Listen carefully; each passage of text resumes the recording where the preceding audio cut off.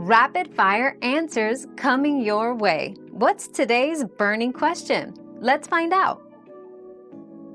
To add your own sound to TikTok without copyright issues, first, create or record original audio that you own the rights to.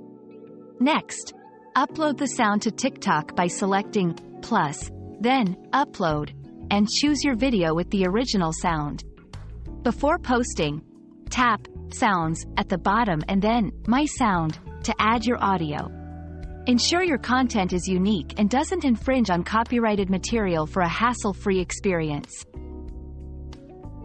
We've quenched today's curiosity, but there's always more to learn. Keep the curiosity alive by subscribing and joining us for our next adventure.